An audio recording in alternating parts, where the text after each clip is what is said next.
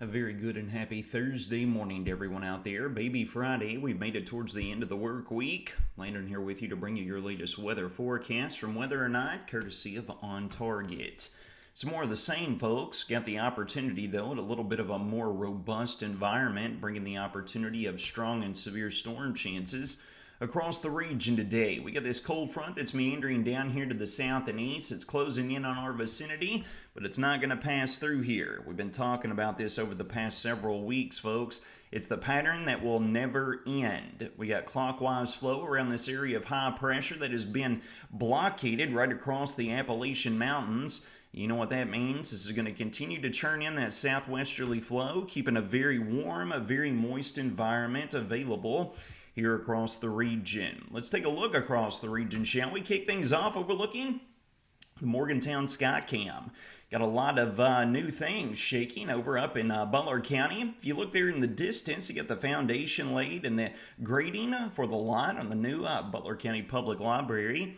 We got the new massive Morgantown Bank and Trust building going up there as well, all in the backdrop of a beautiful sunrise early this morning. Looking over the D93 Sky Cam here in Bowling Green, you got a few bubbly cumulus clouds tiring up back there, trying to bring a few isolated pop-up showers closer down around the Tennessee border. We're going to have more of the same, folks, as we work throughout the day. That is proof right here looking at the sky cam.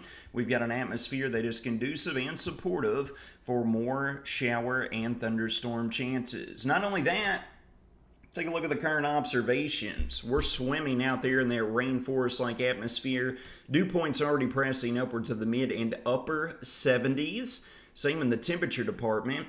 And we're going to be looking at the opportunity of bordering right along the line of heat advisory criteria as we work throughout the day, with triple-digit heat indices anticipated. The good old ride on the Kentucky weather roller coaster, not just dealing with the oppressive heat and humidity, but also strong and severe storm chances. Good old Kentucky summers. We can't get enough of it, right?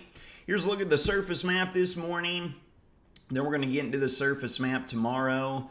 Then we're going to work into Saturday. That front does not want to get south of the region. Everything south of that boundary that keeps meandering right along and just north of the Ohio River is going to remain in that soupy-like state with a very tropical-like environment that is going to be remaining in place. First and foremost, what we want to talk about is taking a look and getting a gander at the latest in regards to those heat indices. We're going to work throughout today. By the time we roll into mid-morning between 9 and 10 a.m., we're going to be making a run at the mid and upper 90s as far as heat indices are concerned. Crossing over the triple-digit mark as early as 10:30 or 11 a.m., and working through the afternoon as well. We'll be hanging out around 100 to 105 degrees unless we can get some of these pop-up shower and storm chances in these clusters to start to congeal, bring some more cloud debris in here in the rain, which would obviously cool our atmosphere down a bit. All right, now we got the heat out of the way. Let's talk about those storm chances.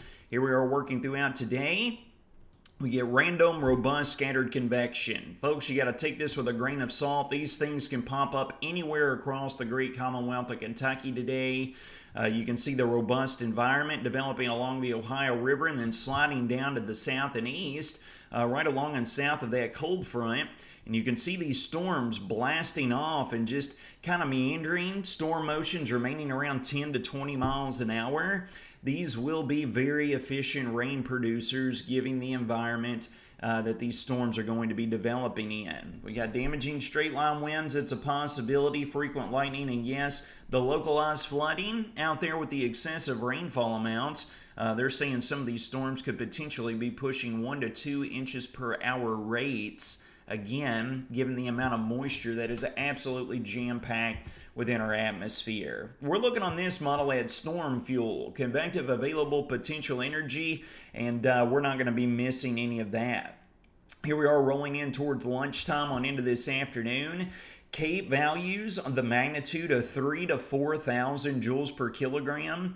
Folks, those are going to send those storms blasting off like a rocket and they're going to intensify very quickly if they're able to initiate here, given the environment that we're going to be stuck in, okay?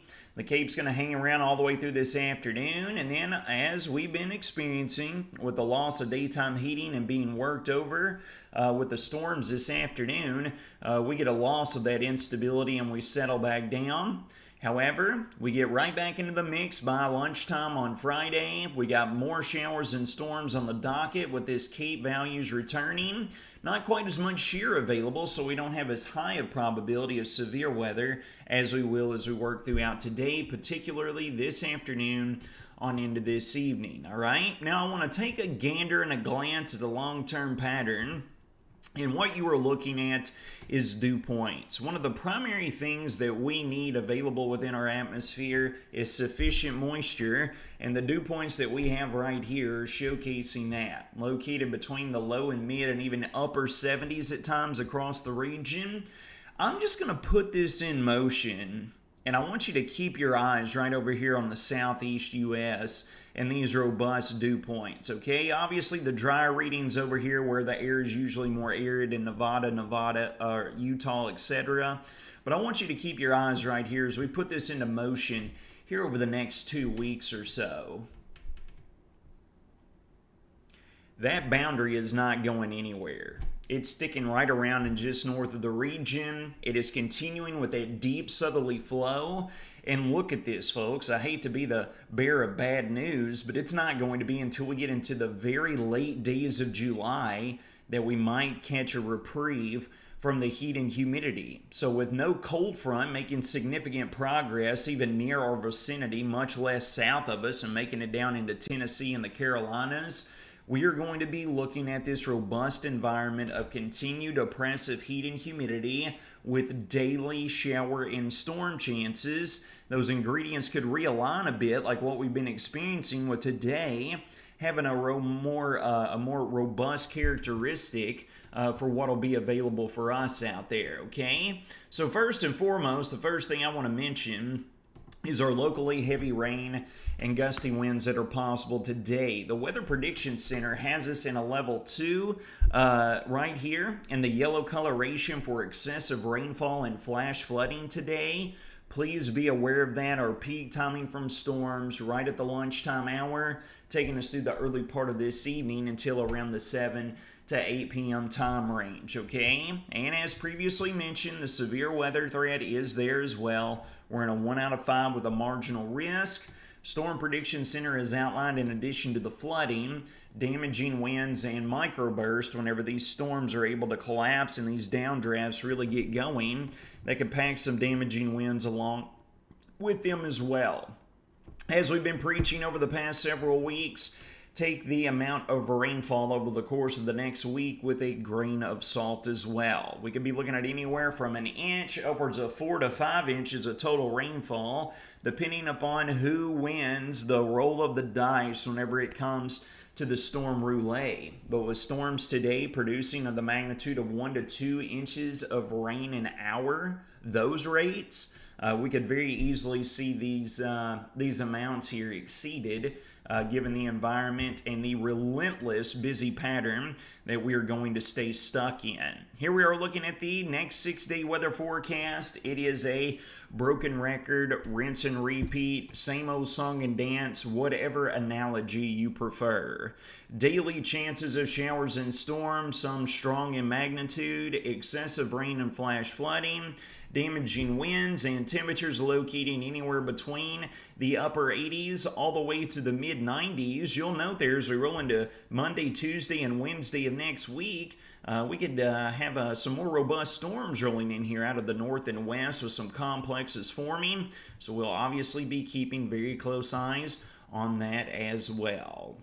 That's going to wrap up your Baby Friday edition of your Weather or Not Bowling Green Forecast presented by On Target. You all take care of yourselves and each other. Stay weather